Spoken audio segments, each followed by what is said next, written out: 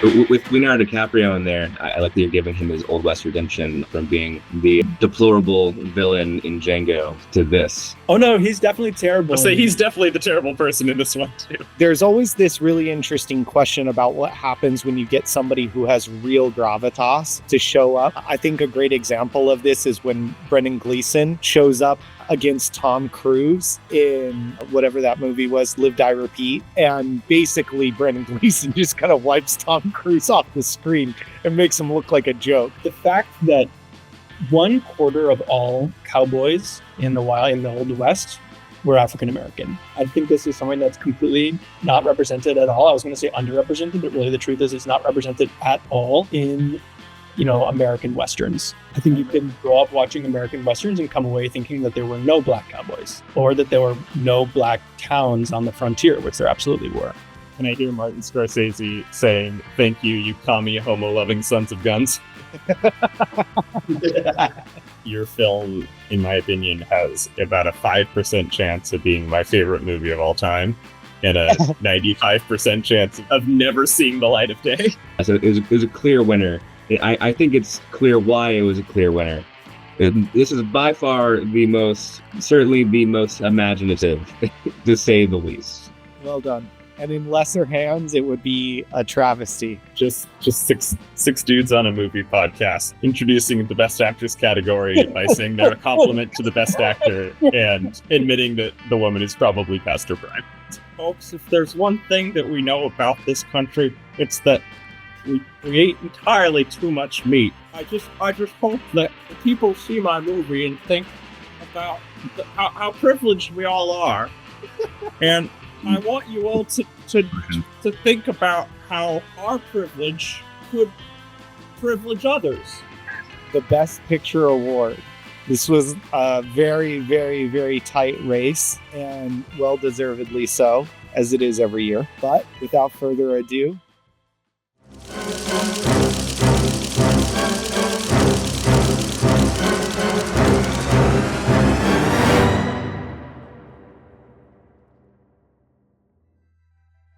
welcome to the second ever installment of the Jaws podcast, where we take the brightest non-industry film minds to bring a fresh take on movies. I'm your host, Fierce Young, and this is our panel, Jeffrey, Aaron, Wade, and Sean. But the real terror of this podcast is our brand new co-host and hawk-eyed film aficionado, Evan Surin.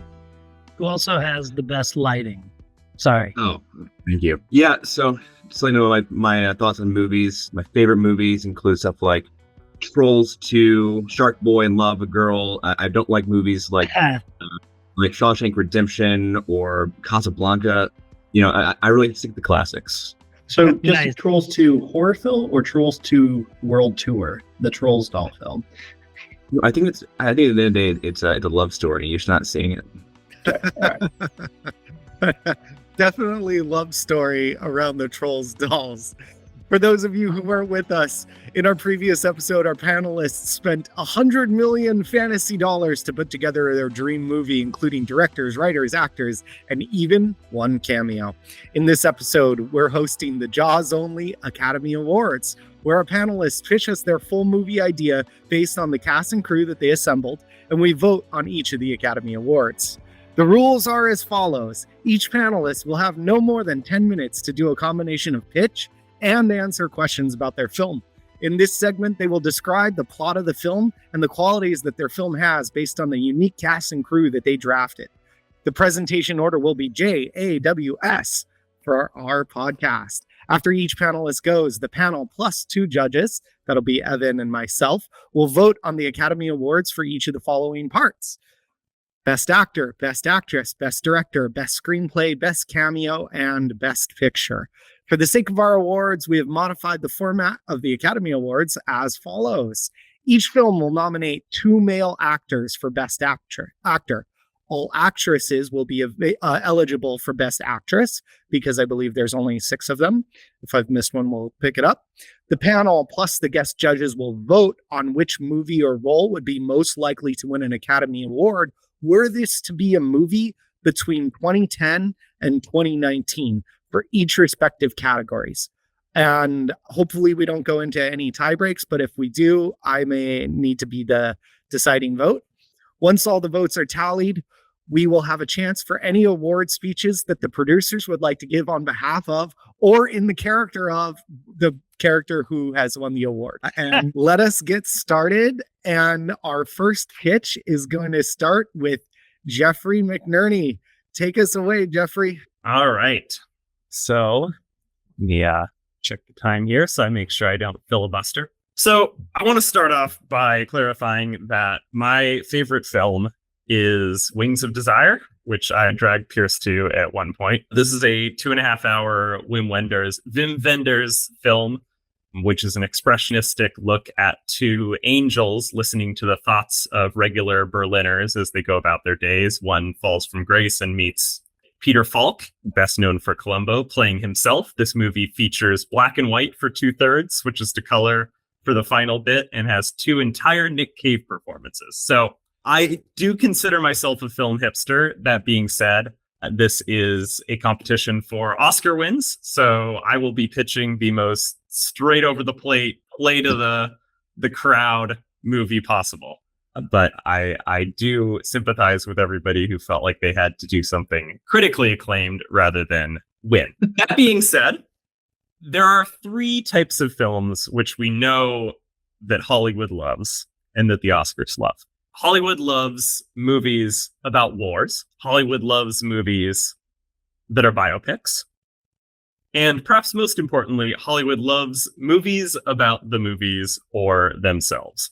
One of the most iconic combinations of the 3, which frankly, I don't have any idea why this has not already been a blockbuster movie, but perhaps there are some rights issues which will be cleared up with enough money, is the life story of one James Jimmy Stewart. You may know Jimmy Stewart as the star of movies like Mr. Smith Goes to Washington, Vertigo, Philadelphia Story, Rear Window, some of the best movies of all time. One of the greatest actors of all time, one of the greatest Americans of all time. He also was in a movie called It's a Wonderful Life. My film will be called A Wonderful Life.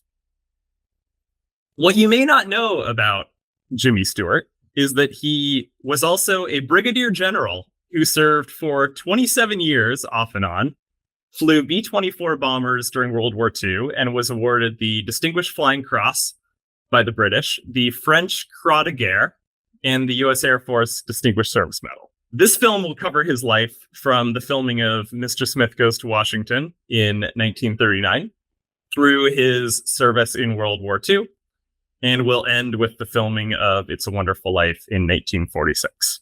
Audiences will be treated to recreations of their favorite movie scenes, which we all know that they love, exciting air battle sequences, perhaps some ground fodder as well, against everybody's favorite bad guys, the unambiguously enemy Nazis. The biggest problem that I think has forestalled films about Jimmy Stewart thus far is that the man has a very distinctive accent. I will let Pierce edit in at a later point a sample of Jimmy Stewart's speaking voice at his distinctive Southern drawl, which requires somebody You're going to give us who an is- example yourself. Pierce will need to edit this out later, but it's something like this.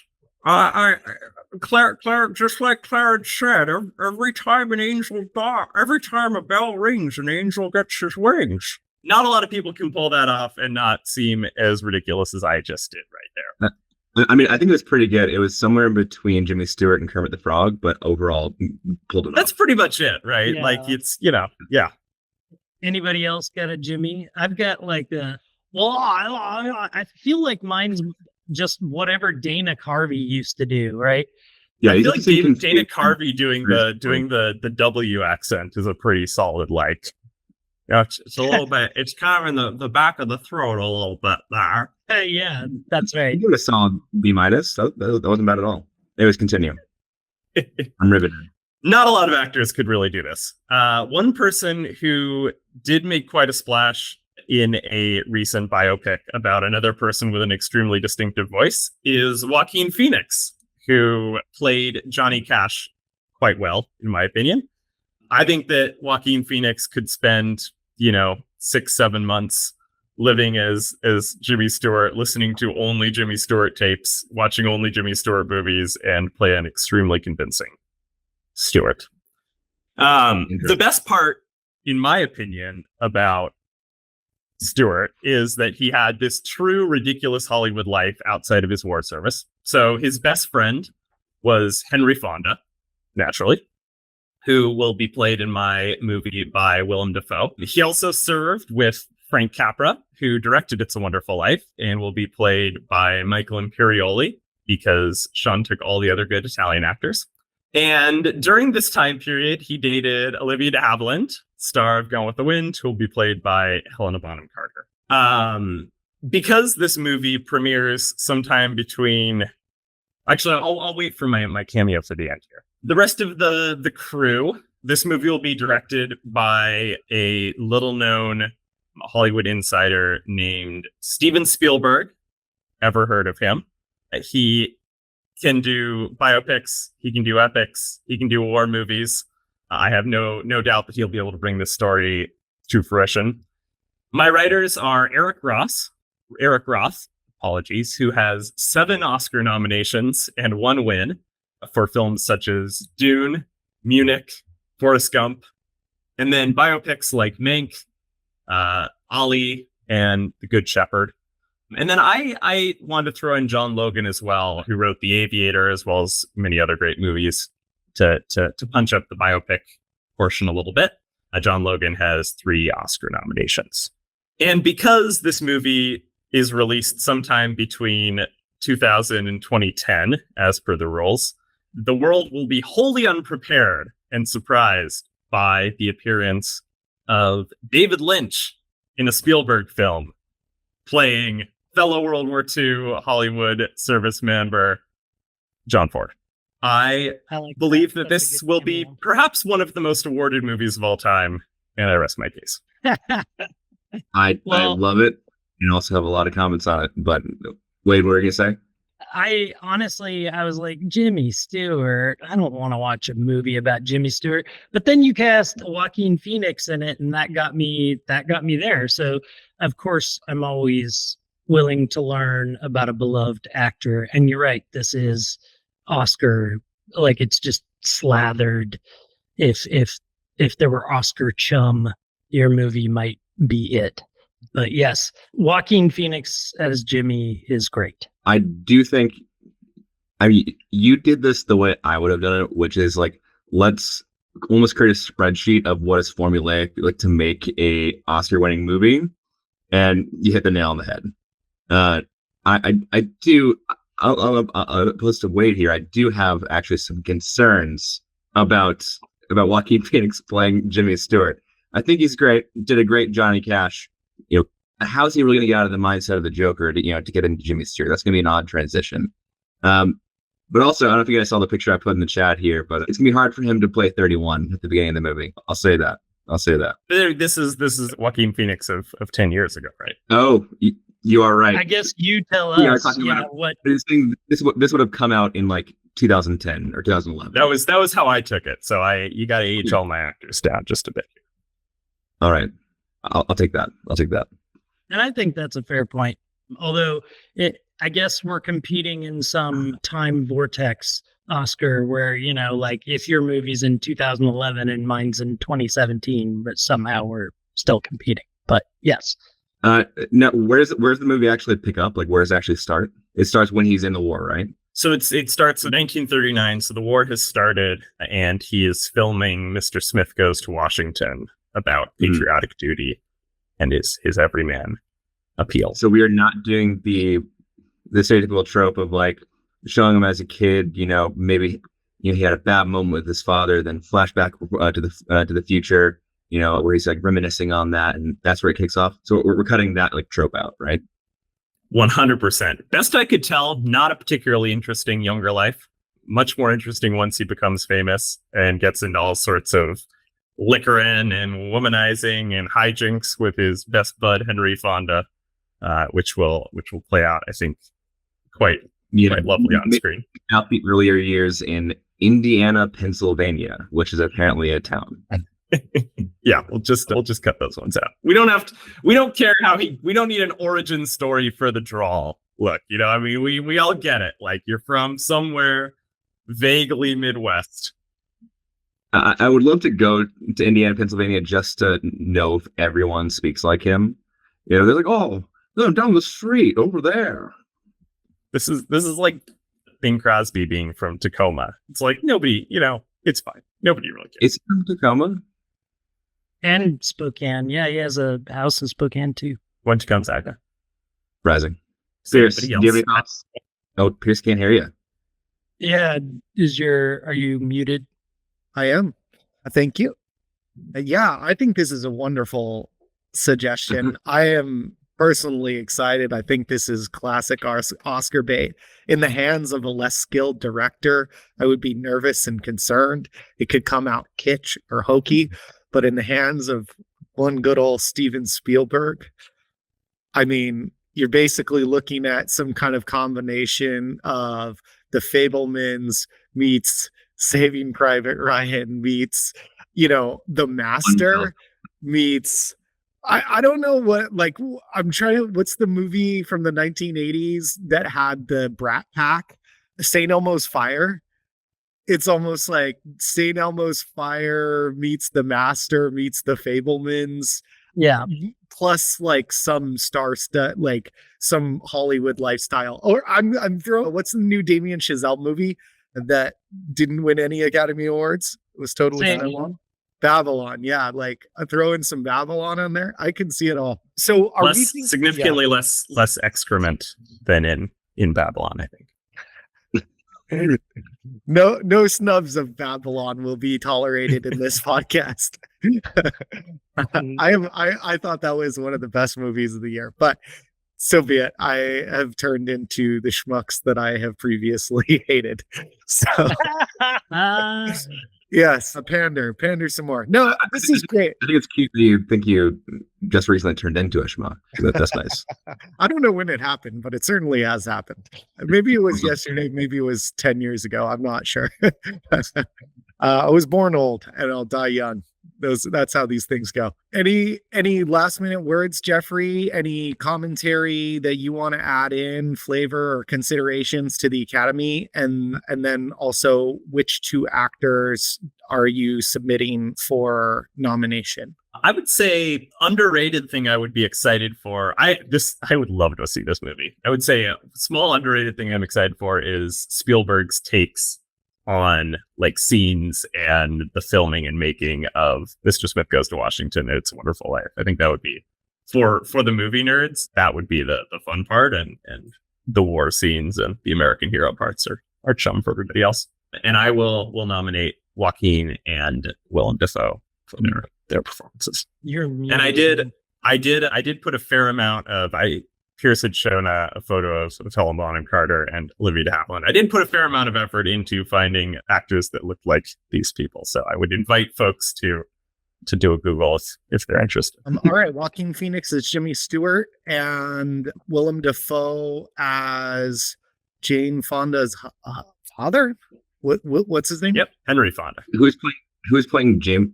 Wait, Willem Dafoe. So, did we have a Best Actress nomination here? I don't think I remember any actresses mentioned. Helena Bonham Carter. Yeah. Okay. Duh, of course. We've got Helena Bonham Carter as Olivia de Havilland. I love this. What was the movie? The Ricardos? I think there's a long history of Oscar bait here. Like, I'm kind of is that kind of like behind the scenes production mixed in at all? Like some vibe that you're having here, or were you describing something else when you were talking about the behind the scenes of the filming? Yeah, I think it's a mix of, for some reason, audiences and Academy voters love seeing people who are pretending to be other people sing songs and be in scenes that you could go back and listen to or watch of the actual people doing them. It's some sort of bizarre, this is how we grade. Yeah, I mean, examples are a dime a dozen. But I mean, everything from Walk the Line with Joaquin Phoenix to Bohemian Rhapsody to what was the Elton John movie, and then now Rocket Elvis, Man. Rocket Man. So I think one thing that'd be really amazing to see. You were talking about this, like the recreation of the scenes that Steven Spielberg could do. While I had some gripes with the Elvis movie in general, I will say their ability to like spot on like recreate some scenes like down to like the smallest minutia was amazing. Yeah, I could see that being something like you're saying with the film buffs that this would like absolutely excel in with Steven Spielberg. That could be like one of the big like Academy selling points is like the filmography, like the ability to recreate. Yeah, not quite as well rewarded. Also, but the Judy Garland biopic was something in the back of my mind. Sweet. Well, I really appreciate it. Well done. Bravo, sir. Your nominations have been recorded. I'm looking forward to seeing how everybody performs during the vote. Let's take it away. Why don't you take us away, Aaron? Take us into your imagination and tell us what you cooked up for us. Okay, great.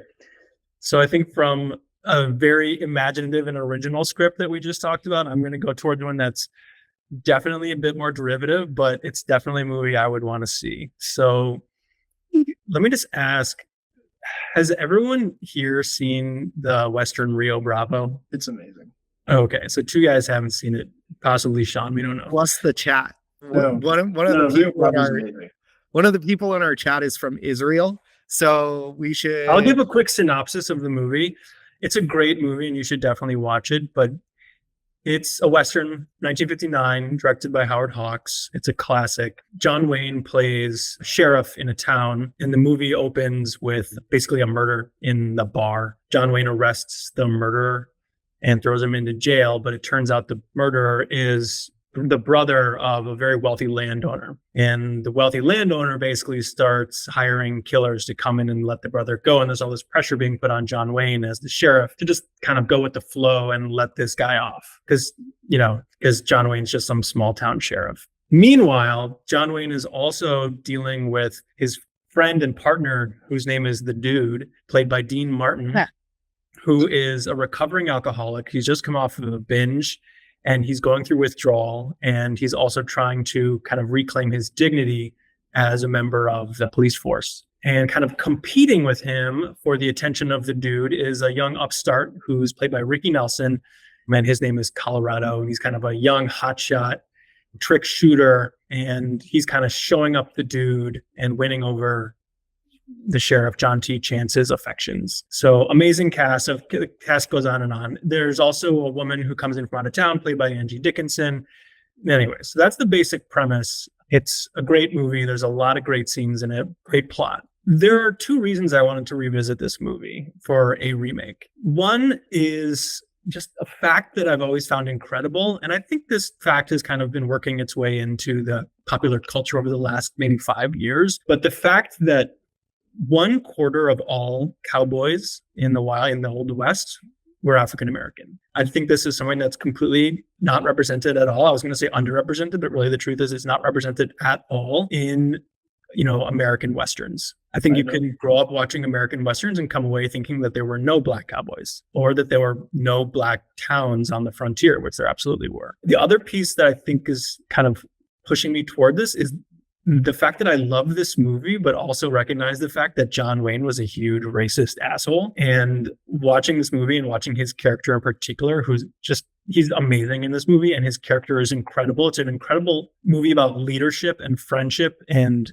helping people, but also providing them with structure and discipline and guidance. His relationship with Dean Martin is super interesting, but at the same time, John Wayne was an asshole. And so I wanted to revisit this movie, kind of combining those two facts. So what I'd like to propose is taking this movie and re-envisioning it as a freedmen's town, which was a town of African Americans in the Wild West, in the Old West, and with Denzel Washington reprising the role of John T. Chance. So he'd be taking on John Wayne's role. In the role of Dean Martin, I want to have Wesley Snipes. This is a redemption story, and it calls for someone who can really, really act and pull off being at the depth, going from the depths kind of back up to the top. And I think Wesley Snipes is a incredible actor, and I think he could pull that off. In the role of Ricky Nelson, I didn't draft anyone super young, but let's go with it. I'm going to put Regina King as the young hotshot sharpshooter, kind of vying for the attention of John T. Chance. And then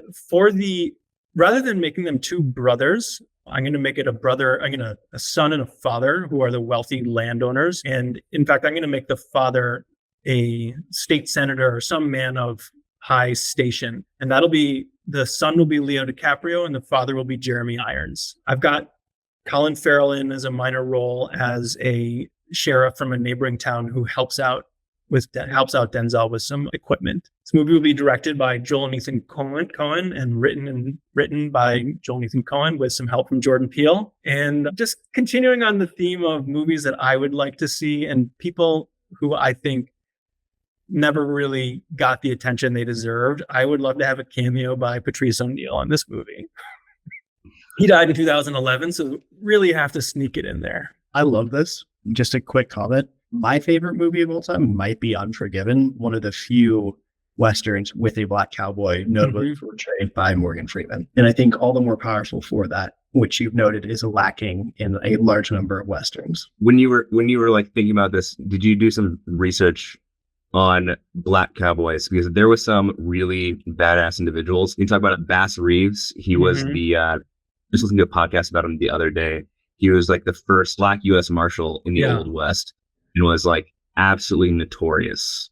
I'd never heard of him until I saw The Watchmen. And he's obviously, if you've seen The Watchmen HBO series, he features pretty prominently in that. He's also featured in the new movie, The Harder They Fall, which also has Regina King in it, which I haven't seen actually, but I know it doesn't follow the plot of Rio Bravo. With Leonardo DiCaprio in there, I like that you're giving him his Old West redemption from being the deplorable villain in Django to this.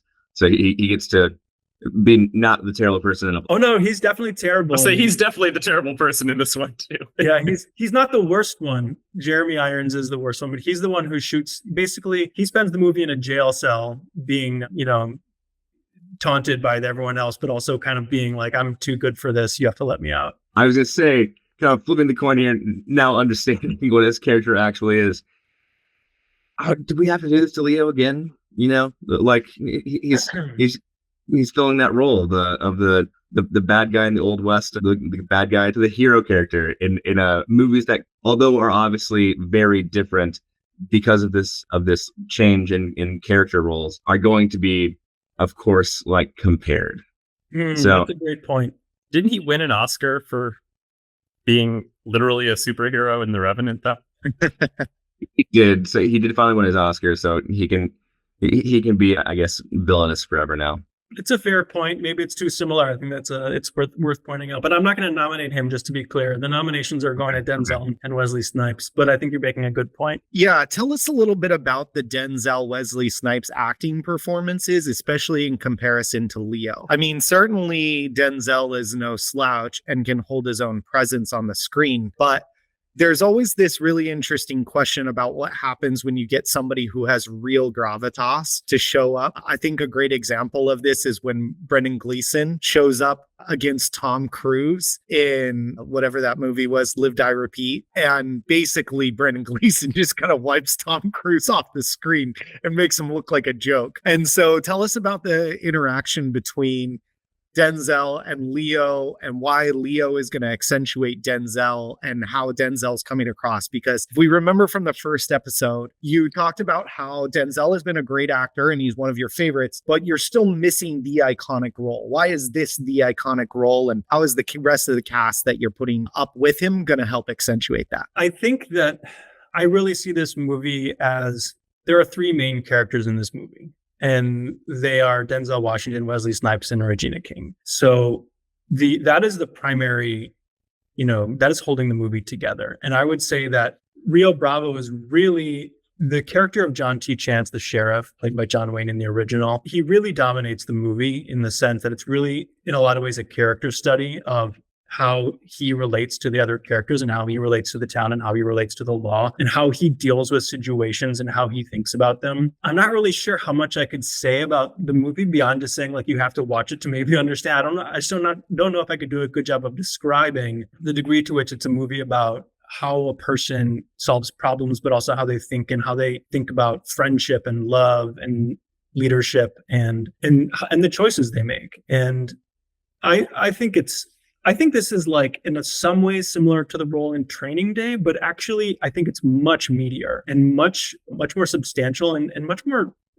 human. I think that this is a movie about someone who's trying to do their job while also trying to take care of people. And I think there's a real human element here that I think that any great actor would really dig into. And I just wanted to point out, like, I'm not sure if you were saying that in the dyad between Denzel and Wesley Snipes, that Wesley Snipes is like going to be outshined. I think Wesley Snipes is a fantastic actor. I think that I don't think he'll be outshone here. Outshone. I don't think that there's any, major like separation between these two in acting talent. I think they're both fantastic. The reason I put Denzel at the center and Wesley Snipes, I think that Wesley kind of in the secondary role, was really because I think that Wesley Snipes can carry that sort of up and down, the variation, the kind of going from high to low. That's a much more dramatic role, whereas the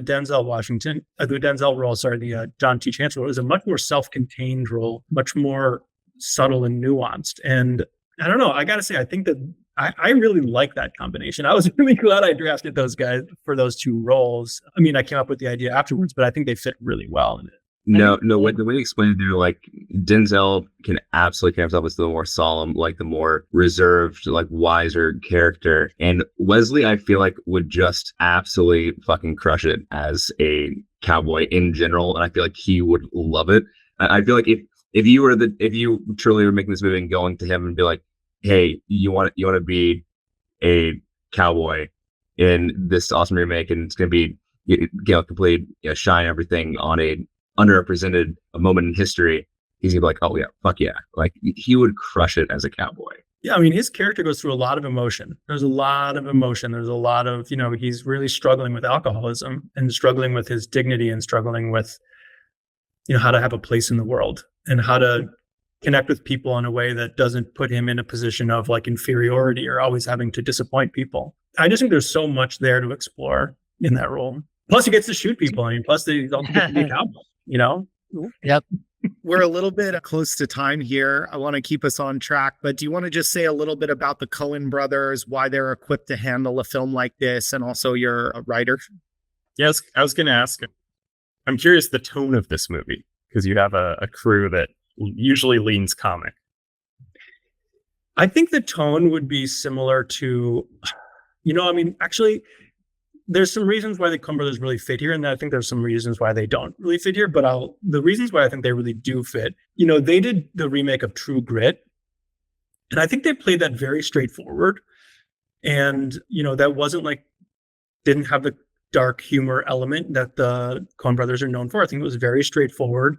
And I think that would be the tone here. I think the reason I actually like this movie for them better than True Grit is it allows them to, this movie has a lot of scenes of people just kind of hanging out and shooting the shit. And the original has a great scene where they're all like singing some cowboy songs. There's just like 5 minutes of them singing for no reason. Like they're just hanging out, so they just start singing. So there's just a lot of hangout. And I think that what's the ultimate modern hangout movie? It's The Big Lebowski. And I think that like the Coen brothers have what it takes to kind of bring together a pretty what is that from a plot perspective is a pretty straightforward Western, and then add this element of like hanging out. So I think that they're pretty well equipped. I think where they're not super equipped is they're white. And like, this is a movie that probably would be better served by having an African-American director, but I think this works. I'm just going to go with it. Yeah. So where does Jordan Peele come to this? He said some influences from Jordan Peele. He'll be hanging out with them. Yeah, he's just gonna help them out. He's gonna help them out. I don't know. I mean, I think that Jordan Peele is really great at writing movies that sort of deal with race but aren't purely about race, and I think that's how this movie is. This is a movie that is not not intended to be a parable, not intended to be a history lesson, but it's not that, but the racial element is there. And I think that, and it will certainly be apparent when you have, the sheriff or these guys from this other town who are these wealthy landowners who are white, like having to play by the rules of a black sheriff. Like, that's not going to go over well in the Old West. And I think that Jordan Peele's really good at walking that line of making something about race, but not kind of hitting you over the head with sort of like, you don't feel like it's a history lesson. This sounds amazing. Love the Oscar bait, love the undertones. Do you have a specific year in mind for us? I guess 2011, because that was when Patrice O'Neill died. Great. Okay. And that would have been, it sounds like they would have done go ahead, Wade. Instead of True Grit, right? Because that would have been right around True Grit time too. Yeah, when was True Grit? I think I'm hoping they picked this instead of True Grit. Yeah, that's what I'm saying. Oh yeah. And then that would then make it Jordan Peele's directorial or producer like premiere for himself. It'd be the first time in that role, because this would talent was always there. I'm not worried about always there. Yeah, but there wouldn't be the Oscar draw and the appeal of his acting, of his writing or directing chops like he got. Yeah, that's a great point. When did Get Out come out? That was like 2019, 2018? Yeah. Sure. Something like that. 17 or 18, yeah. I'm off by a year, though, usually. Yeah. Awesome. Well, Aaron, you have great pitch here. Love it. Keeping us moving. I do want to be a little sensitive about time. I think I don't want to stifle anybody's ideas. These are fantastic and so rich and beautiful. So moving forward here, but we do have to get voting, and I do want to save a little bit of time to hear some speeches. So, Sean, sorry. Sorry about that. I almost missed the W in jaw. Then the W in jaw goes to Wade. So Wade, why don't you take us away? Sure. Yeah. I had no idea what I was doing when we were first drafting and everything. I just kind of was like, well, lean into what you like and who you like and some ideas that you like, and like the rest will take shape. And, I went with box office draws because I've always thought like it would be cool to make a movie with people who are Oscar poison and actually try to win them Oscars. So kind of like pitching myself a challenge, I guess. But what I came up with was kind of a what if movie based on some really light facts. I love Saturday Night Live. I was recently listening to podcasts where they were even talking like, how would you make a Saturday Night Live movie? And so it got me thinking. I was like, I have a unique combination of people that I could do that with. But I didn't want to like try to tell a history of Saturday Night Live. Like, that's like, how would you do that? How would you make a plot? So I decided to do like a what if. And the what if is, it relies on a few facts. Tom Cruise has never hosted Saturday Night Live. So this movie uses that fact as this is going to be ostensibly one of his first hosting tries. The cameo is Lorne Michaels. And the reason why I'm letting that cat out of the bag is because the movie starts with Tom Cruise talking to Lorne Michaels, like on the phone. He's like, Tom, we're going to do it. You're finally going to host. It's going to be the 25th or whatever the appropriate anniversary for this time period would have been. We're all excited, Marcy and I, right? So he's talking, Tom's finally agreeing, like, it's going to happen. So Tom Cruise is playing himself, Lorne Michaels' cameo. Kind of in the background of this setup scene to the movie, Marcy is kind of waving and gesticulating it at Lorne as he's hanging up. And he's like, what, Marcy? And she's like, I've got Tiffany Haddish on the phone. She just agreed to host, right? And so you've got this, okay, there's two hosts. That's obviously, this could be worked out, except for Lorne Michaels dies right then. So oh no. He's already agreed to Tom Cruise. Marcy Klein has already agreed to Tiffany Haddish. And that's also another interesting thing, is that Haddish hadn't hosted yet at the time, but was popular already. Her movie started coming out in like 2016, 2015. stuff like that. So she was known and hot even off after Girls Trip. So that makes sense as a logical setup for this film that ultimately ends up, you find out that two other people were invited as hosts. Will Ferrell invited someone. He thought he had some clout or some ability to set the host for whatever anniversary show this was. So he invites Melissa McCarthy, and then Jamie Foxx is invited by, say, another producer. I hadn't really worked that out, but the movie ends up being this ego fest between these four actors, and that's the setup to do a bunch of weird, interesting stuff. And the weird, interesting stuff is every actor, most of the pairs have like an alternate reality pair off that happens in the context of the Saturday Night Live set. So it's either happening backstage or it's happening during a scene or whatever. And at some point it becomes apparent to the audience that, oh, the movie snapped out of like pseudo realism mode into fake weird movie mode, where now their egos are fully engaged and things are happening. And we're even leaning on things like, we even rely on some of their films to make jokes. And I'll illustrate that in a bit. Some of the more interesting ways that we work in, the specific people that I'm working with, Iñárritu and his partner are there literally to capture all the insane shit that's happening in the backstage element as the show is going on, because part of this movie's feel is frenetic and live. Like, it's supposed to give you that backstage behind Saturday Night Live feel while still being fictitious. And that fictitious element is portrayed by people doing impossible things. Like you might see somebody balancing a paint can and then somehow flicking it to their foot or doing something. And all this is happening behind like dialogue, really interesting, bizarre dialogue.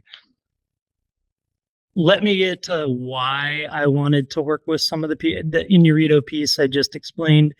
Apatow's like the glue. He's like how this movie maintains its funny and its pacing, and it's just like he's keeping it moving with the comedy, and he's keeping it grounded in most of the comedy wide audience. So I give him full writer on one of my writer slots. Kaufman is accentuating all the weird stuff. He's doing, my movie lightly uses some of my bench and incidental roles. This Nick Cage, Kaufman writes these Nick Cage, shoulder things. If you've seen The Unbearable Weight of Massive Talent, I think that happens in the movie, or Nick Cage talks to like alternate versions of himself. One of the jokes that the movie makes is that everyone has a pair of Nick Cages from different movies on their shoulders.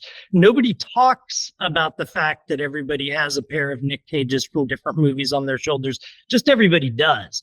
And Charlie Kaufman writes those because Tom Cruise will be asking his Nick Cages, like, what do I do? Like, it'll have like a little aside, and then his Nick Cages will get in an argument. So there's funny, ridiculous things like that in this movie. And without... I just say, I would love to see in this movie a tiny Nicolas Cage whispering in Tom Cruise's ear, "Steal the Declaration." Yeah, exactly. You illustrated one of the references that we would try to incorporate in the script. To cut to the end of the movie, because movies like this don't really have plots. They just have like incredible pacing and keeping things along. And literally you're just like hanging on what's going to happen next. The way the movie ends is that Ryan Reynolds, in a surprise, he's not a cameo technically because I paid him a shitload of money. But he's, I'm using some of my bench and very light roles. This is one of the references the movie makes. Tom Cruise and him square up. So he shows up out of the blue and is like, "Tom, I'm going to take your spot in this hosting gig." Oh, and one of the plot points is they finally decide to have like a 4-way hosting thing, right? They decide like, oh, that's okay, even though it's not okay. It's going to be terrible.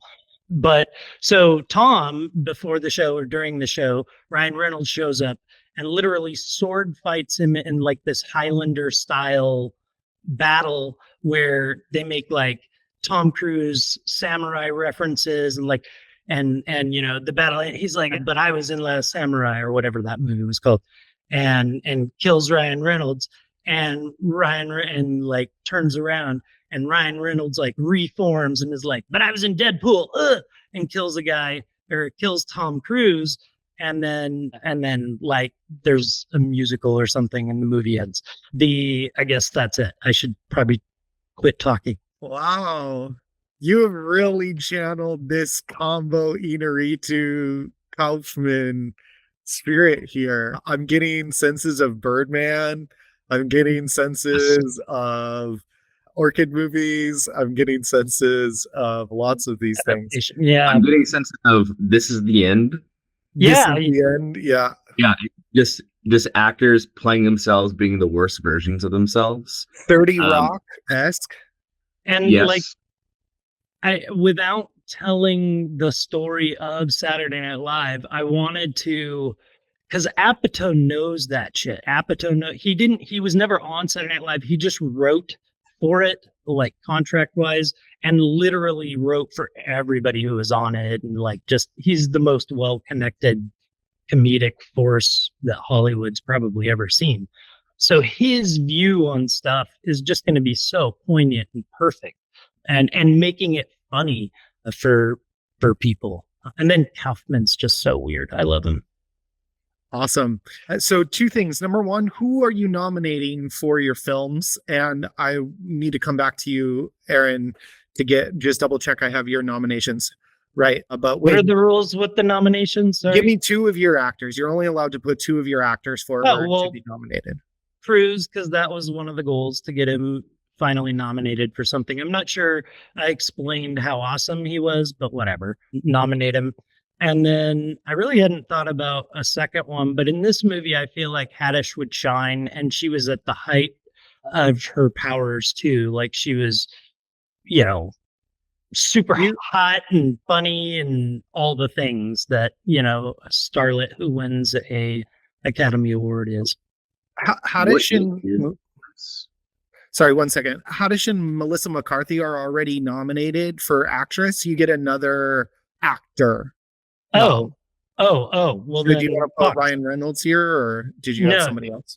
No, it'll be Fox. The movie is really an even split between Cruise, Fox, McCarthy, and Haddish.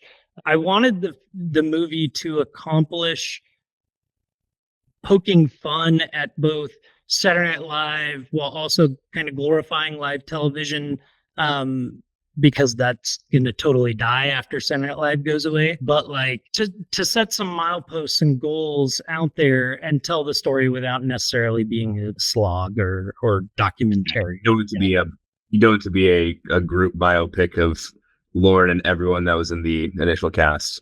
It's you'd rather like tell the story of have a story about SNL for the first time, but make it as much of a fever dream as possible. Yes. My only question is this a oneer? It sounds like you're telling me that this is a one-shot movie. Yeah, I mean, I don't think that it's part of any franchise, right? Like Birdman, where it mimics just a single shot. So that was one of the things, is that both to like sort of bait in Oscars was have those long, complex shots of live movement and live action, or, feels live movement, live action, but also do it in like a jokey way. Like, why did we do a whole take for the bathroom scene? Why did we do like a long shot, like, the bathroom scene, or have like Tom Cruise in the stall giving himself a pep talk. Oh, God. Like Inaritu does comedy. I'm seeing it all come together. Oh gosh. Okay, great. Okay, and then just lastly, give us a pitch for why the Academy is not going to snub this comedy. The Academy historically snubs comedies. Just I feel like it needs to be acknowledged, and so just give us 30 seconds on why the Academy is not snubbing this comedy. I don't know if Apatow has been nominated before, but I do know that adaptation got nominated like across the board. Screenplay, the acting performances. So I'm going to say because of that Iñárritu Kaufman effect, that it elevates, like to me, Apatow's comedies should be nominated. Those are fucking masterpieces to me. But we're gonna elevate that idea with your Iñárritu Kaufman. So that's what I'm saying. That's why they're not gonna snub this one. Gotcha. So you're getting this like Being John Malkovich Birdman effect where you're really pushing heavy enough on the art side to engage the cerebral capacities of the judges of the Academy, and enough self-masturbatory, Yes, self-referential Hollywoodisms that you're going to make glamour and high art out of a day-to-day construction job, basically. yeah, and you should help me pitch this when we talk to Apatow, because that was good. Love it. Will do. Okay, so fantastic. And the title of your movie, Live from New York? Yeah, Wonderful. Yeah, Oh my gosh. I'm just blown away right now at laughing at this during the draft and seeing it all come together and being so grateful for being able to step away or step out and just listen to all of this magic come together before me. So I'm deeply grateful and looking forward to getting to these votes. And with that, without further ado, Sean Fitzmaurice, Mr. Fitz in the house from Bermuda, our number one film line from across the Atlantic. Why don't you pitch us and take it away? All right. So my film is titled Stonewall. In the seedy underbelly of 1960s New York City, mob boss Frankie Caruso, played by Paul Giamatti, runs the Stonewall Inn, a rundown gay bar in Greenwich Village. The bar is a haven for the queer community, but is also a hotbed of criminal activity and police corruption. Detective Sean O'Malley, played by Neil Patrick Harris, a closeted Irish cop, is tasked with raiding gay bars, including the Stonewall Inn, to appease the political powers that be. As tensions rise in the city, young Ohioan bartender Maggie, portrayed by Kristen Stewart, navigates the world of the Stonewall Inn, forming a unique bond with the diverse patrons, including closeted mobster Vincent, played by Mark Ruffalo, who struggles with his allegiance to the mob and his own hidden desires. Meanwhile, charismatic activist Alex, played by Pedro Pascal, works tirelessly to organize and fight for the rights of the queer community, often clashing with the more conservative elements in the neighborhood. When a police raid on the Stonewall Inn goes awry, Detective O'Malley is forced to confront his own demons and question his loyalties. As the bar's patrons stand their ground, with cameos by RuPaul, fueled by anger and frustration, the incident spirals into a full-fledged riot that marks the birth of the modern LGBTQ+ movement. As the lives of these characters intertwine, they are faced with decisions that will define their futures and the future of the movement. United by their shared struggles, they must navigate a world where the lines between friend and foe, love and hate, and loyalty and betrayal are blurred. Under the masterful direction of Martin Scorsese and the poignant storytelling of Aaron Sorkin and Steve Zalian, this powerful drama illuminates the resilience of the human spirit in the face of adversity and the transformative power of unity. That is the pitch. Wow. that was Applause, distinct applause. as hell. And applause, Wow. like, well done. This The- is wonderful. The amount of effort you put into like making this like concise and just well thought out. All of the actors. I mean, we talked about like a cast here. You answered the question about the cast, but I feel like I cut Pierce off. Oh, go ahead, please, Evan. Okay, so I want to know more about how the tone of this movie will actually come across. Because we have how the tone of the movie will actually come across, because we actually have a pretty wide array of actors here or non-actors that have vastly different repertoires. I mean, talk about, NPH or talking about like RuPaul, I can imagine with those two, it being much more of a comedic theme or a, going more in the campy direction. But it seems like this is more of a serious story that's being told. Is this Neil Patrick Harris's foray into serious dramatic acting? So the dramatic like North Star for me was the one movie that Aaron Sorkin and Steven Zaillian have written together, which is Moneyball. I think one thing that really impressed me with Moneyball was just how perfect Jonah Hill was in that role and how surprising it was to have him as someone who's a little more jokey, a little more, just crush that. And I think Neil Patrick Harris is a very underrated actor. And in a role like this, I think, a closeted Irish cop in New York, is literally the dream role for him, especially under someone as skillful as Scorsese and with the right script. RuPaul is literally just for like a 30-second cameo of like, oh shit, that's RuPaul. Okay. Like maybe they're actually like performing at the Stonewall. Exactly. Yes. Love it. Now, like one more question about Neil Patrick Harris. I mean, he's given this opportunity, to have his role of a lifetime, potential Oscar nominee, get this dramatic role, but definitely more aligned with his interest in having this sort of pivotal time period being portrayed. Will he still get an opportunity to sing? And yeah, I think a core component to the queer community in New York is drag, and there's going to be at least one long shot drag montage. And if there's not Harris in drag, like going from being a cop, getting out of his cop outfit into 10-inch heels. No, he's not going to be performing in drag, but definitely singing along. Okay. Yeah, and I think, I think it's interesting to me how skillful of an actor can really change from what they're typecast as. That being said, I think some of the anchors of the film, like Paul Giamatti as a mob boss, it's just he is going to crush that role. And I think Mark Ruffalo as what's the sad film about Boston clergyman? Every movie about Boston? No. The one about the newspaper one? What? Spotlight. Spotlight. Yes. So I'm thinking Spotlight-ish Mark Ruffalo as the closeted mobster. And then I think really the stars of the film, though, they knew I was gay. They knew, and they let it happen. I think the real star, though, I think Kristen Stewart is phenomenally underrated as well.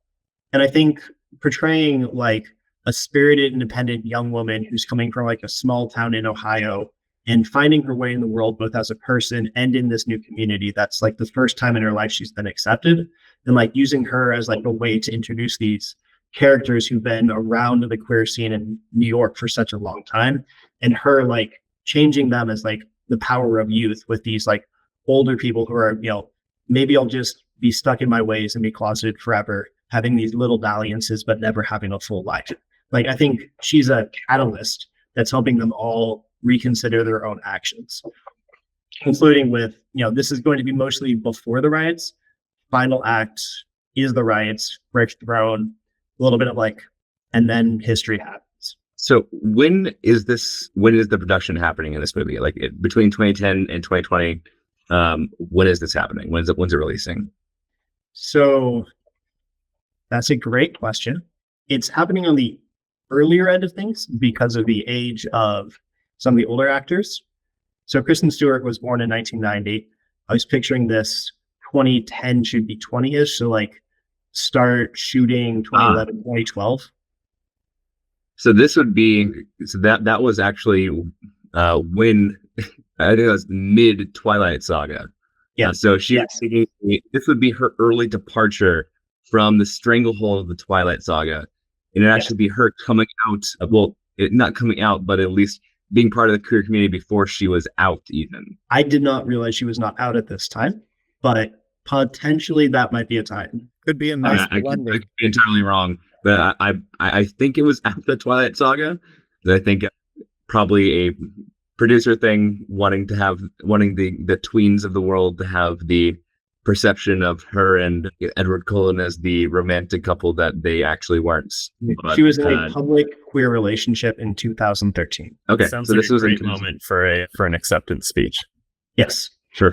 And I would just like to point out, I don't know how many people have seen this, but Kristen Stewart really nailed a role like this in Cafe Society. Yeah. Where she co-starred along Jesse Eisenberg in this kind of like 1930s, 1940s New York, LA blend. And I think she was just a perfect fit for this role. So when you talk about, Kristen Stewart, her underrated acting and this fitting there, I think she has a great, great opportunity here. And unlike Cafe Society, which was directed and written by Woody Allen, which as much as Hollywood loves, I think at that point they were still a little trepidatious about awarding any more Academy Awards to this guy or even nominating him. Have they come around to that? I don't think that's. Yeah, this one got snubbed, if I'm not mistaken. Yeah, it wasn't on anything serious, even though it was a really good film. But that's a different story. Anyway, not to drive off topic. So I don't want to supplant your vision, but I'm just trying to make sure that I'm getting an accurate picture of what's happening. Do you mind if I vamp for a second and you can correct and direct? If I might say one thing first. Yeah. I think something that I might not have come across as much. So the impetus for this was really when I was doing some research on like what are major historical events that don't, or like scenes that don't have a very strong movie for them, and learning the fact that the mob actually were the ones who owned and ran Stonewall was like, what if this is like, who's the best mob director? Scorsese. Who's the best New York director? Scorsese. What if he does this and ties those in and those skills with that, but also weaves it in with the queer community, not his strong suit? Who are the strongest other supporters who can help him with that? So this is like Departed meets Dallas Buyers Club. Yeah. What is the runtime of this movie, Sean? 7 hours. Will anybody in the Academy finish watching this film? I want one Academy member to literally die watching it. I think it's definitely on the longer end of things, somewhere in like a 240-ish range. Not like over 3 hours. That's a hard line, but like pushing it. I think Scorsese has shown his ability with films such as Goodfellas, to be able to play between a light tone and a very serious tone really nicely, right? And to take you back and forth, because I'm imagining smoky New York bar with RuPaul and Neil Patrick Harris doing some comedic song and dance, but then, long shot behind the scenes to Paul Giamatti running his mob boss, like threatening to break somebody's hands. Maybe there's, somebody in drag or a transvestite just, doing some dirty work for the mob. I could see this transition being handled really delicately. Is this kind of what you're envisioning? Yeah. So, I mean, fundamentally, like it's part of the identity of a double life, right? You have your community in this bar where you have one sort of thing and it's, it's happy and, gay in the original term, like we'll have a gay old time. And you have these people acting one way in this, but then, Neil Patrick Harris in the police force is a very different tone. Mark Ruffalo with Paul Giamatti in the mob scenes is a very different tone. Maggie talking with her family back, in conservative rural Ohio is another tone. So it's like everyone shares this common happy place. And then it's all the darkness around it. I mean, as a Scorsese movie, is Leo not going to make an appearance? No. No, Leo's working on something else. Leo's working on Aaron's film. Unfortunately, he was a little bit. Rio Bravo. Yeah, he's working on Rio Bravo. So, for finality's sake, Sean, Neil Patrick Harris is playing which character? Sean O'Malley. Sean O'Malley, and he's not the cop, or he is the cop? He is the cop. Is that O apostrophe Malley or yes. Y? EY. And who's our second actor nominee? Pedro Pascal. Pedro Pascal. You know what As- movie I'm like thinking of as you talk about this movie? A little bit Killing of a Chinese Bookie. Like with like cabaret owner who then also has this other life that's like in the mob. It doesn't have the queer component, but it does have sort of like behind the scenes at a bar, kind of like, or at a cabaret, and like how it runs. Obviously, Stonewall's not a cabaret, but it just, I don't know, for some reason I'm thinking of that as you're describing it. No, totally. But thinking about Neil Patrick Harris as Sean O'Malley, which, by the way, this movie is taking place at a time where most likely a obviously Irish cop is going to have some sort of very strong New York or maybe other Northeastern accent. That's, if Neil Patrick Harris can pull it off, I'm imagining him more as like maybe he moved to New York from Boston and he is trying to pull off the strongest Boston accent possible. I mean, I'm just imagining Neil Patrick Harris being like departed. Like I don't know if he can pull it off, but I feel like if he can, that does give it credence for an Oscar winner right there. To be fair, the Stonewall riots were 1969, so this film is set 1967 to 1969-ish. And I can confirm Irish people in that day and age do not necessarily have the thickest of accents. Well, sure. I'm just thinking of the stereotypical Irish cop as you think of a stereotype in New York or in Boston or wherever it may be. Like you think about literally half of Scorsese's movies, or like even the more modern ones like The Departed, where everyone has the thickest regional accent possible. Yep. I don't know. In my mind, not as thick of accents. I want this to be understandable. It is Aaron Sorkin writing the dialogue. We want to hear what they're saying. Does Pedro Pascal's character have a name? Alex. As Alex. And remind us again who Alex is. Alex is a man in his late 30s, a passionate and charismatic gay rights activist who plays a pivotal role in the events leading up. He's driven by his deep sense of justice and desire to create a better world for the queer community. And as an openly gay man, as opposed to the other closeted characters, he faces considerable adversity and discrimination, but remains steadfast in his commitment to the cause. Love it. Okay. And I think it deserves just a little bit of saying, if you want to just lean on that Aaron Sorkin note and then close us out, about you have a really complicated topic here. You're dancing between, I mean, Jeffrey alluded to it well with the question of how long your movie is. I mean, you've got a lot of complex scenes, a lot of interweaving angles. What are the main themes here, and how is your writer's choice going to affect the ability to handle such a complicated topic?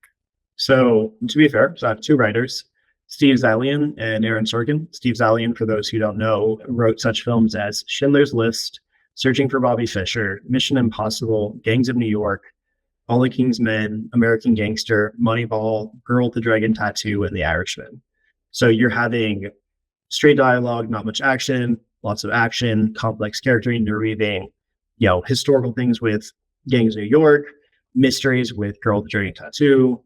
It's a wide gambit, and so I have a lot of faith in his ability to essentially weave three main narratives from the external people with the bar, in terms of the mob, the cops, and the bar as like the three main plot points. Combine that with Aaron Sorkin, who I'm just going to read off a couple of the films he has written: A Few Good Men, Charlie Wilson's War, Moneyball, Steve Jobs, Social Network, along with plays To Kill a Mockingbird. Like, amazing dialogue. And so when you're talking about something as political as this without necessarily the most action in a lot of the scenes, like the poignancy of the dialogue will be driven home while Steve Zaillian is working on the different elements coming together. So like think of it like micro macro in StarCraft, right? Like you got the micro with Aaron Sorkin and you got like the macro with Steve Zaillian. So that's kind of like the reason why I spent more money on each of them than all my actors combined. All right. With that, would everybody please take a look at this Google form that I just sent out? Make sure that everything is set up accurately, that I'm not missing anybody's name that's supposed to be on here. I'm just going to go through and make sure I have everybody on the screenplay, or if I have people that aren't supposed to be on here. Stonewall, New York, New York, Bravo, Bravo, It's a Wonderful Life. I've got one extra writer Yeah.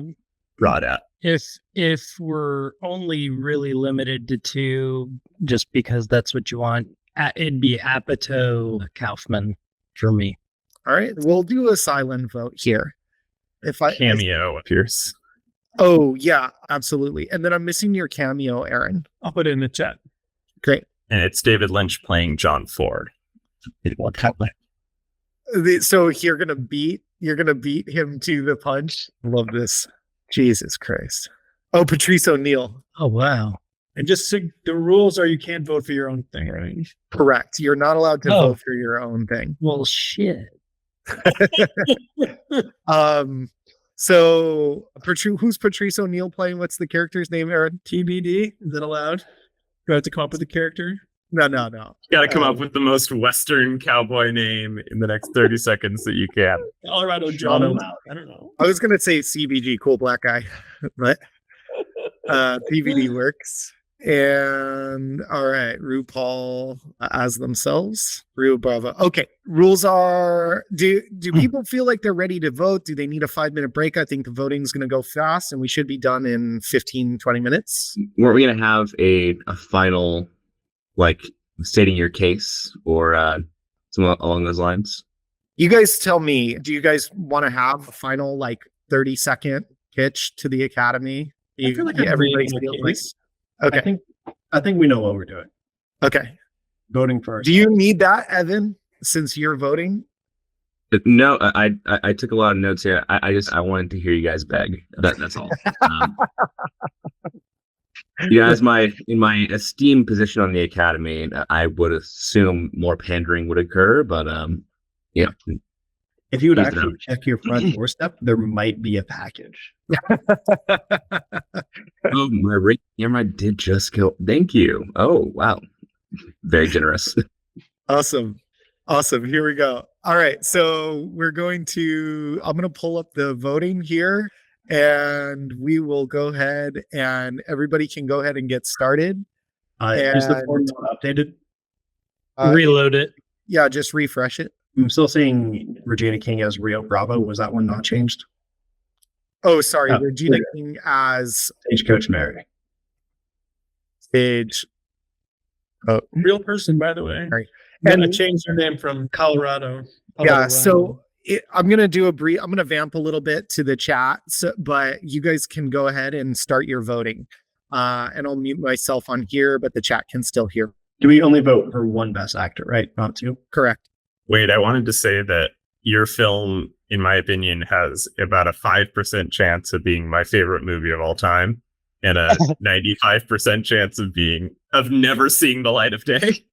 Right. Like it's really hard to make. You would need some very good people guiding it to its end.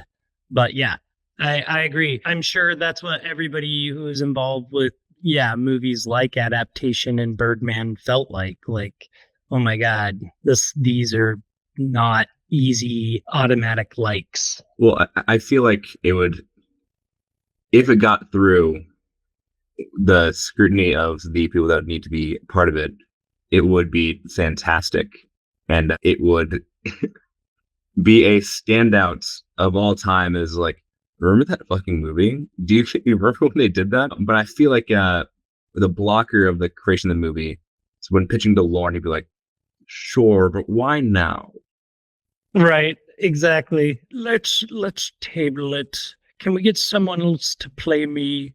So I'm vacationing next year with Henry VIII. Yes, he's still alive, and I don't know if schedule. We'll think about it. It's like that thing of where I'm too busy making TV to be in a movie about making TV.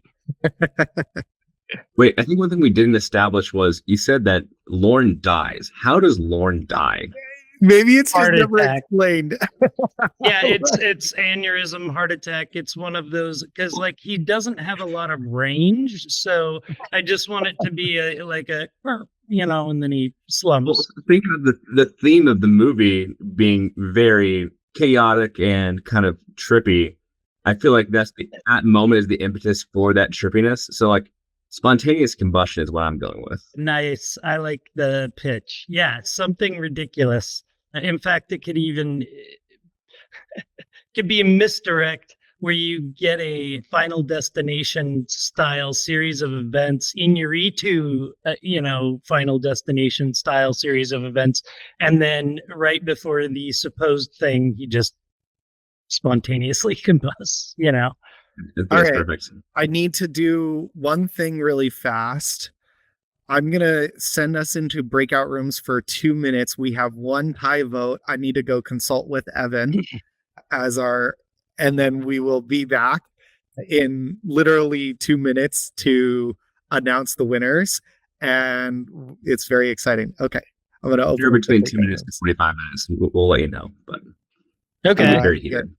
Hold on. And breakout rooms after 30 minutes. No, 2 minutes.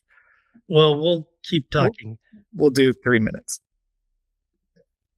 I was really impressed with everyone's films. I have a really visual mind, and so it was really easy to see a lot of what you guys were talking about. And I wasn't totally sure that was going to be the case, Like, wait, we were supposed to go to the breakout room? Click join. I already clicked. I didn't. And Evan left anyway. Evan's in a different one. Oh, okay. You're invited to breakout one. Join. Just to wrap that up. So did you work with what you got? It sounded like you knew what your kind of movie you were going to make. Yeah. Did you let it guide you as you drafted or no? So I knew I wanted Scorsese.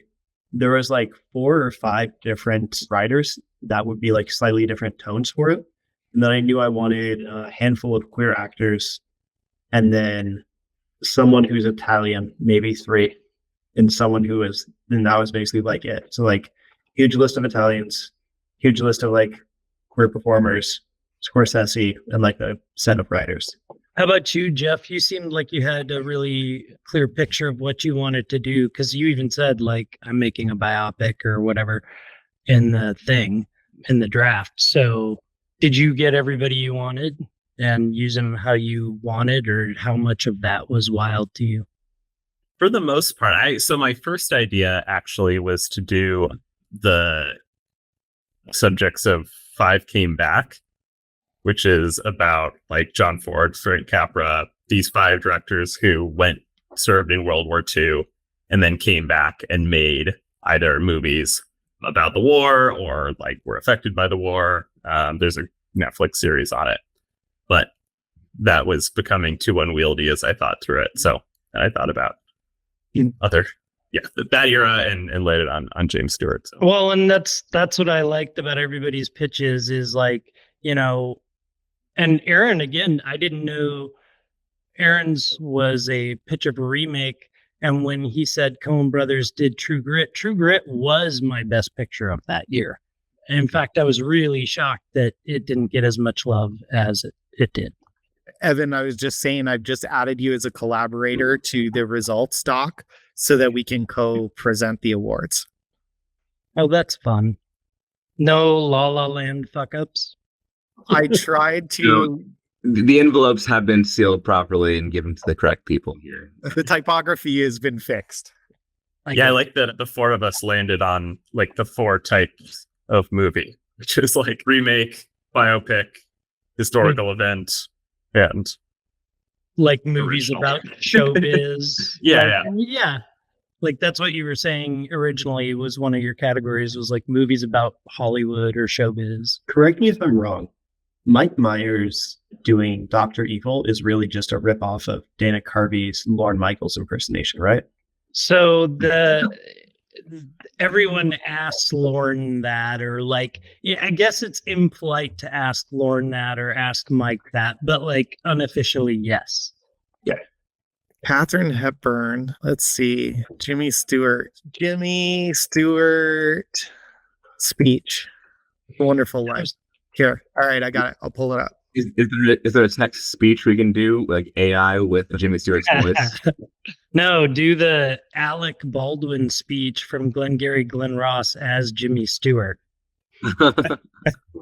Coffee's for closers, motherfucker. I would say that's Instead of a thrifty working class. And all because a few starry-eyed dreamers like Peter Bailey stir 'em up and fill their head with a lot of impossible ideas. Now, I say... Just a minute now. Hold on. A minute. You're right when you say my father was... Just a minute now. That. Why he ever started this cheap penny ante building alone, I'll never know. But neither you nor anybody else can say anything against his character, because his whole life was, why, in the 25 years since he and Uncle Billy started this thing, he never once thought of himself. Isn't that right, Uncle Billy? He didn't save enough money to send Harry to school, let alone me. But he did help a few people get out of your slums, Mr. Potter. And what's wrong with that? Well, here, you're all businessmen here. Doesn't it make them better citizens? Doesn't it make them better customers? You said that what'd you say just a minute ago? They had to wait and save their money before they even thought of a decent home? Wait for what? Until their children grow up and leave them, until they're so old and broken down that you know how long it takes a working man to save $5,000? Just remember this, Mr. Potter, that this rabble you're talking about, they do most of the working and paying and living and dying in this community. Well, is it too much to have them work and pay and live and die in a couple of decent rooms and a bath? Anyway, my father didn't think so. People were human beings to him, but to you, a warped, frustrated old man, they're cattle. Well, in my book, he died a much richer man than you'll ever be. I'm not interested in your book. I'm talking about the building and loan. By the way, just how relevant this is to modern times. I mean, this was relevant then, but like there's always like the conversation about like, when my parents were coming up, my grandparents were coming up, they could buy a house with 2 pennies and a raspberry. Yeah. It's like that was relevant then too.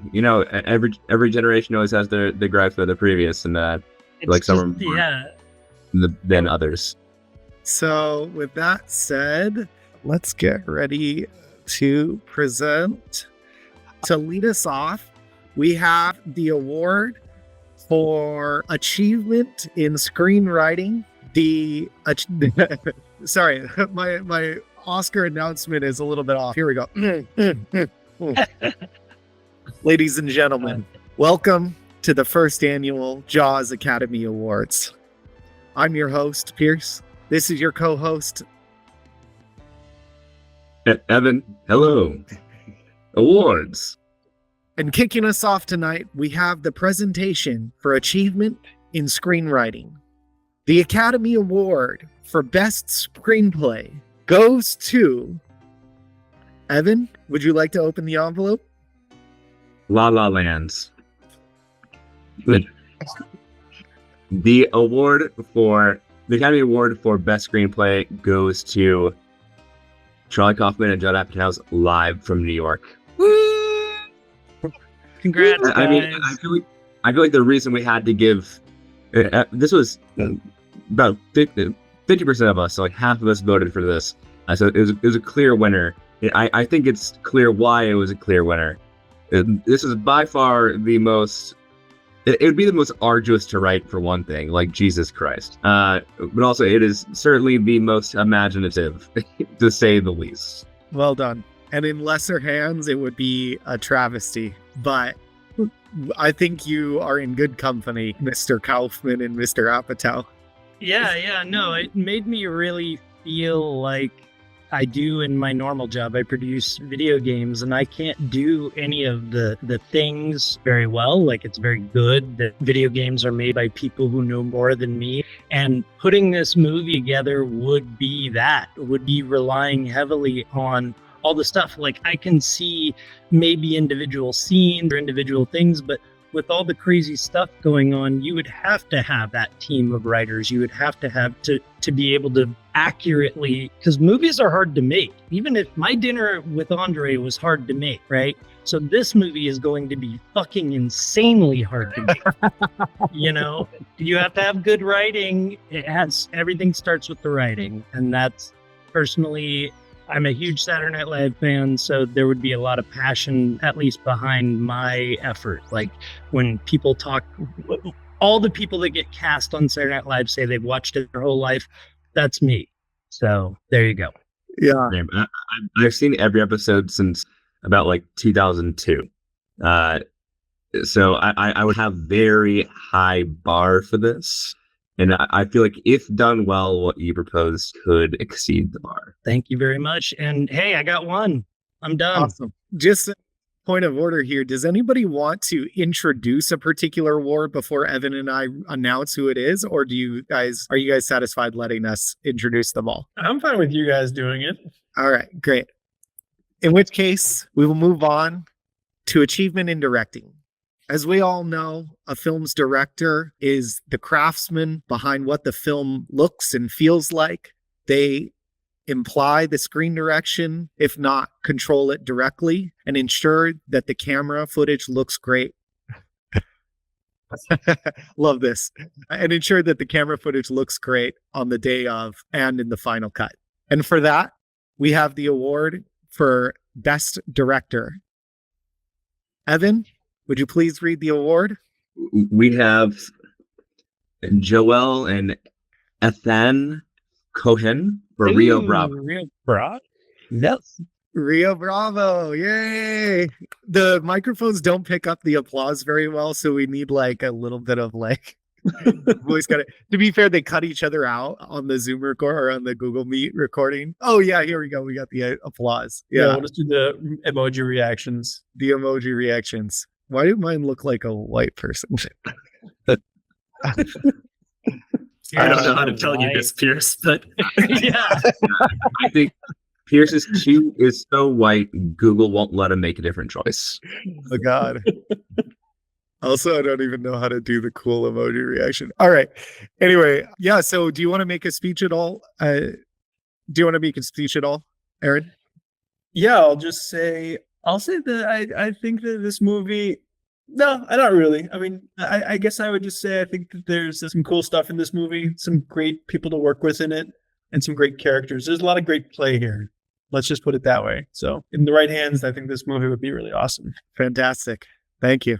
I think it was a great choice of director. I mean, from the campiness of some of his movies, from like I can definitely imagine some like Hail Caesar type of vibes going on here, to some like more dark elements that they can bring into their movies. I think it was a great choice. Moving forward, as we all know, every great actor needs a compliment from a great actress. And with this, we have the achievement in acting for Best Actress in a Leading Role. Evan? Regina King, Stagecoach Mary in Rio Bravo. Woo! Well played. Well played. Regina King successfully moves out of the Emmy spotlight and into the Oscar spotlight. Fantastic choice.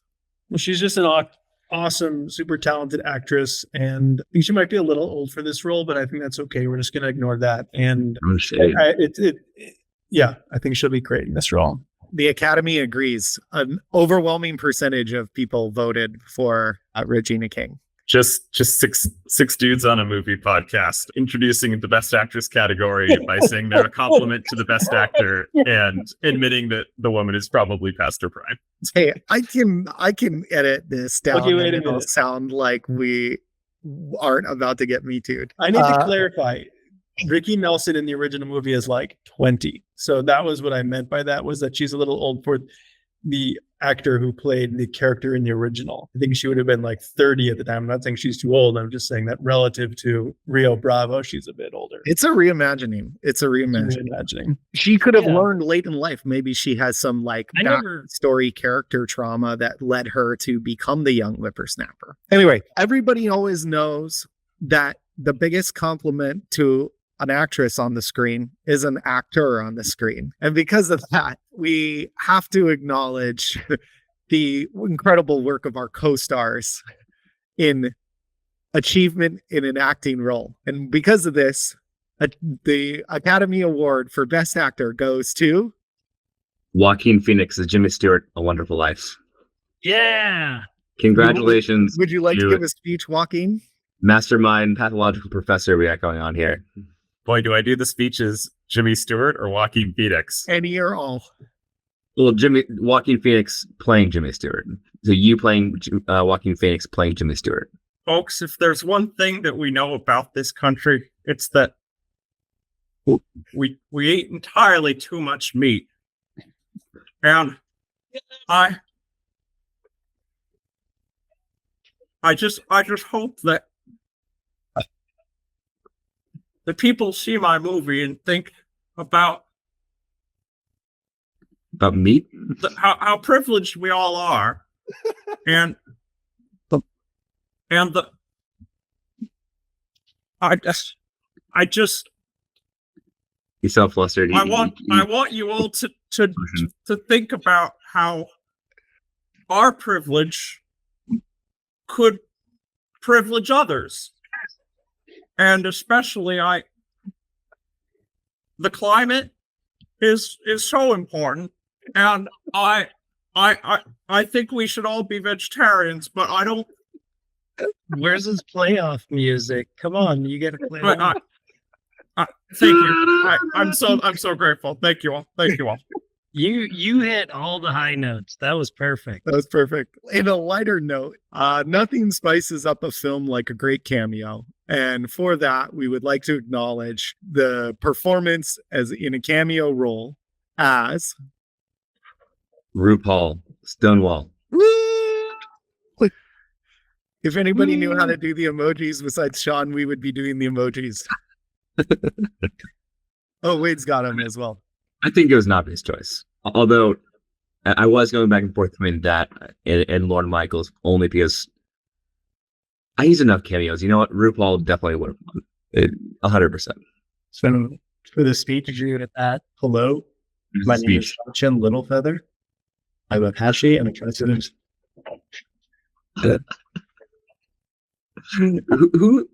Who are they actually like when that happened? Who were they replacing on stage? Marlon Brando for Brando. Godfather. All right.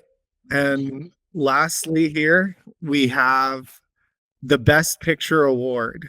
This was a very, very, very tight race and well deservedly so, as it is every year. But without further ado, Evan. Can I get a drum roll?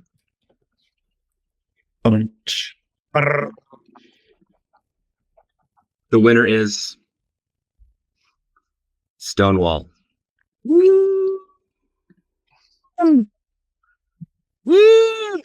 Congratulations. Sean, give us your speech. We know you have a speech here that is not a replacement character on stage for you. This is your big moment. Give us your acceptance speech. Well, first of all, I'm honored and privileged to be here today, accepting this award on behalf of the talented people who made this film happen. Not only the members who appeared on the screen, but all those working tirelessly on the set, the grips, the lighting, all the things that are overlooked in today's modern day and age. Just like the characters of this film were overlooked in their time. But we would like to shine our light through the lens of cinema onto those who deserve the recognition that we all in the community now they need. Thank you. Well done. Well done. After writing out your full pitch of the movie, we should have assumed that you would have an acceptance speech ready to go. I did not. Can I hear more impressive? That was that. That was straight off the cuff, yeah. Can I hear Martin Scorsese saying, "Thank you, you commie homo-loving sons of guns"?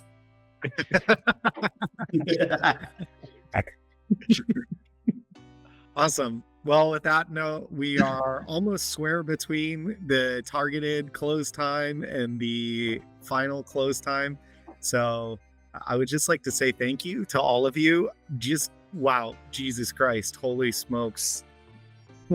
I flabbergasted. I am at a loss for words here with how creative, wonderful, touching, emotional the story, Weird.